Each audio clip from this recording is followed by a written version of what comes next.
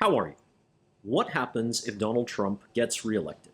It's the question on a lot of lips right now. That's what we're going to discuss today.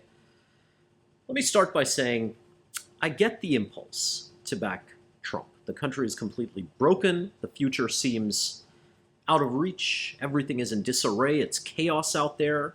People are, as we've been discussing, traumatized by the state of the economy. They're incredibly worried about the state of society.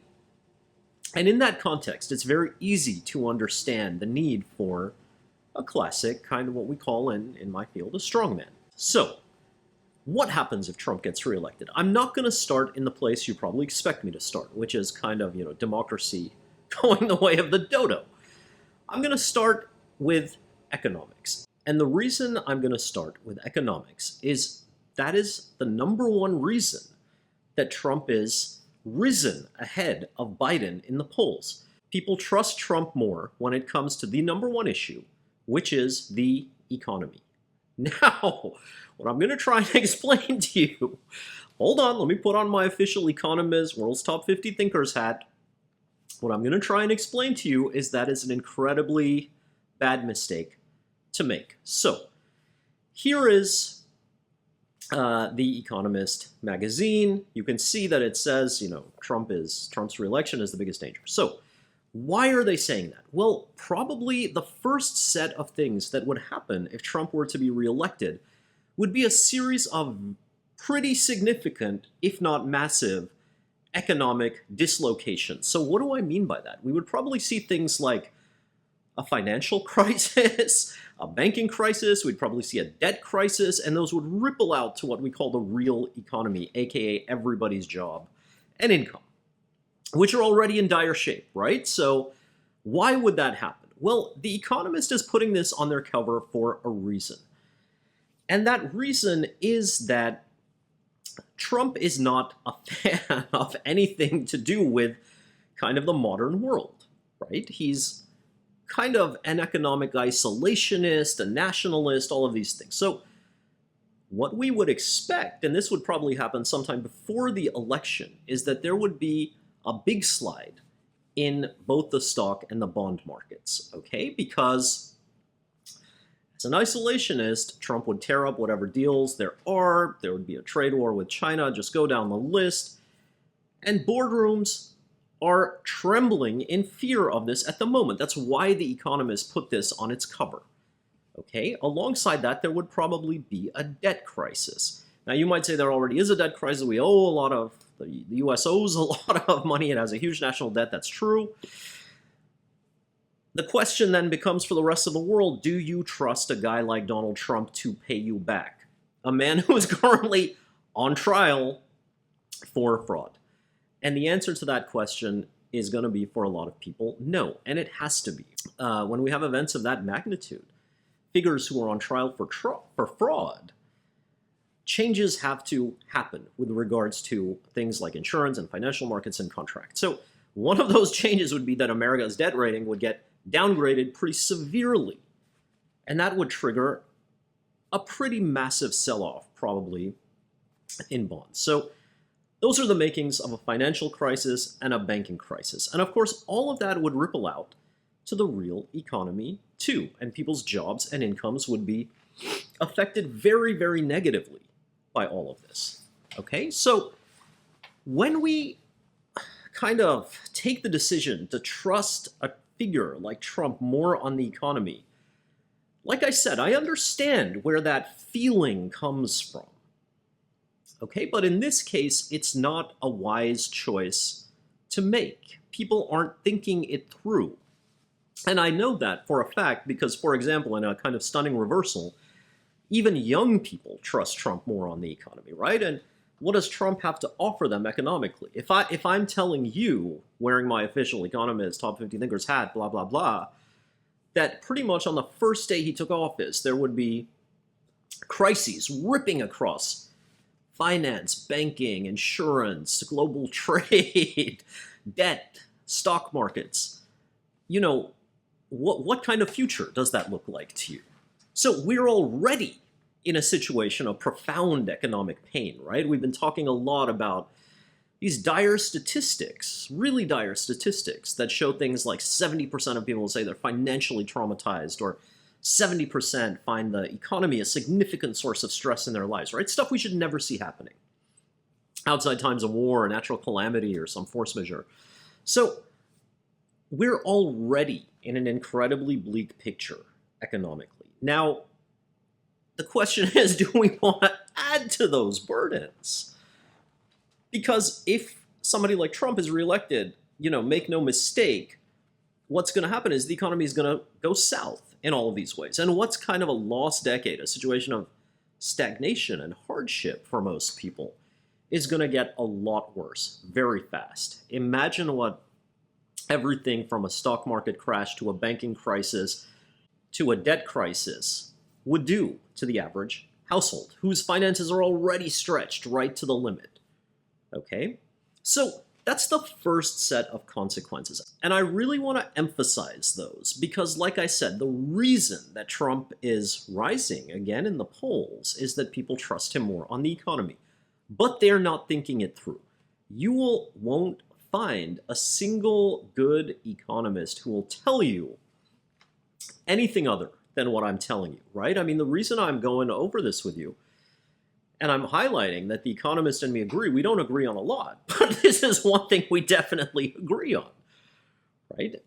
And when I tell you things like, boardrooms are trembling at the kind of idea of Trump back in the presidency, on the one hand, you can interpret that and say, hey, man, it's good. I hope those bastards tremble in their boots and whatever. But hey, at the same time, if that's going to cause a wave of massive layoffs as they pull back investment and trade slows, that's not a good thing, right? That's not a good thing for anybody. So what's happening here, I think, is kind of almost a protest vote. Okay, people who don't even really kind of like back Trump in like that diehard MAGA way are kind of getting on his side to send a signal, as we would say in econ. Send a signal that system is broken, things are dire, and we really need help. But protest votes don't always work out the way that you think they will, especially if they're kind of aimed right back at you, right? If the fallout, if the damage crumbles down around you, that's the question here. So the second set of consequences, of course, is political. Now, we all know that if Trump gets reelected, American democracy is, I can't even say it's in serious trouble because it already is in serious trouble. So it's in the next stage, whatever is beyond serious trouble, we should probably call collapse or implosion. What would happen is that every good index of democracy around the world, okay, and there are about 3 to 5 of them, and some of them are kind of made by think tanks, some of them are made by universities, but any good index of democracy would have to downgrade America. Okay, so what happened in the first Trump era? And people don't know this, but they should. Our media does a terrible job of explaining this stuff to people. In the first Trump era, America was downgraded from the highest ranking, a full democracy, to a flawed democracy, okay, which is below that. Now, it never regained its status as a full democracy in the eyes of the political scientists and thinkers who create these indices, for a very good reason, because the threat of Trumpism still looms on the horizon. So, if Trump is reelected, America will get downgraded even further. So what is the category below a flawed democracy? Then we cross a Rubicon, a real red line, and we get downgraded to an autocracy. So that is very much on the cards too. Now you might say, what difference does that make? It makes a huge difference, a really big difference, not just to America. I'm going to zoom out for you and put it in slightly different terms so that I hope you really understand it, okay? That would mean that the world's most powerful country is no longer a democracy, all right? And that would not just be consequential for America, but for the world, for history. Because when we think about those indices of democracy, what they show us is that over the last 10 to 15 years, democracy has been in steep and sharp decline, okay? A really troubling and alarming trend. Now, for the world's most powerful country to no longer be a democracy would mean that trend gets hardened and solidified. It's almost irreversible and irrefutable. And so it would be a real turning point in history. And it would raise real questions about the future. Is the future democratic? Have we seen the golden days of democracy come to an end? Are we living in its twilight? Because if that trend then has this kind of like capstone put on it, which is the world's most powerful country no longer being a democracy, those difficult questions become unavoidable. What is the future of democracy? Is there one? Can countries really aspire to become democracies anymore? So the stakes are that big, okay? And if we zoom back down to the American level, look, all the stuff that you read about is probably true, right? I mean, Trump is out there saying he's going to use the, agencies of government against political enemies and all this kind of stuff. So real banana republic level stuff. Now, again, you might say, well, the system is broken, and so what difference does it make, and put those bastards away anyways. Look, the difference that it makes is that when a society deserts basic democratic institutions and the rule of law, then anything is fair game, right? And the instability that people are facing now doesn't get solved. It gets locked in and hardened, and it worsens. Okay, so as democracies kind of slide into autocracy, there's often this kind of populist appeal behind it. The system is broken. Get those guys. Put them away. Doesn't matter. We want the strongman to come in and take charge. But more often than not, almost never does it solve people's problems. Right? Strongmen are not renowned for kind of fixing economies and bringing prosperity back to nations and giving people stable lives again, providing a sense of, real optimism about the future. That's not what tends to happen, right? The opposite usually happens, which is that the slide accelerates, and the very people who said, hey, I put my trust in the strongman, find their lives falling apart. Because, of course, all those basic institutions protect them and ensure their stability too. What happens at the end of the day is everything gets politicized. Right? If you think about a place like, I don't know, Soviet Russia or various modern dictatorships you can choose, everything gets politicized, right down to like the job you get or the neighborhood you can live in or whatever, right? And so all this stuff comes under the purview of it, kind of an authoritarian set of people, an authoritarian clique, if you like, and they exert ironclad control over people's everyday choices, freedoms, decisions, actions. It's not just a moral point that that's not a nice way to live, it's that that's not a stable or secure or happy life for anyone. That's what's on the cards, okay? Immediately, there are a pretty catastrophic set of economic consequences that ensue. Not because I say they will ensue, but because they have to, right? If you have a guy who's been on trial for fraud as the president, of course, Snowy, calm. Of course things have to happen like your debt rating gets downgraded, or, business leaders lose trust and there's a sell-off in stocks, or there's a pullback in investment, or trade slows, all of which means that people's employment and their fortunes start to wither and wane. So none of this stuff is going to happen because I say it's going to happen, okay? This is like basic econ, basic political science, just 101 level stuff. It's going to happen because this is what happens as democracies kind of slide and people put their trust in strongmen. And like I said, it's understandable. I get the impulse. I'm sympathetic to the impulse.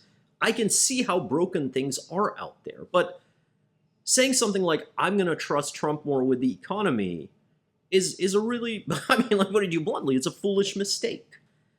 Because, like I told you, from day one, sell-offs, crashes, crises. And what do you expect, right? This guy is on trial for fraud. So people have to think this through, okay? And they have to think it through on a much more careful level than just a throwaway protest vote. This is not a throwaway situation. If you treat this as a throwaway protest vote, you will be throwing away your future, your democracy, your prosperity, all of it. So it really requires careful thought and reflection. And I understand that, Biden is not the world's most inspiring character and whatever, right? We can go down the list about Biden. I get it. But that doesn't mean that, we have to throw everything away just out of sheer frustration and despair. So it's a tricky situation. It's a complicated one. But what's not complicated about it is what happens if Trump gets reelected. There's a catastrophic range of consequences. And I think everybody should be conversant with that, should be literate with it. Okay, so that's a lot. I hope I didn't make your head explode. I hope I didn't make you cry. I'll see you next time. Thank you.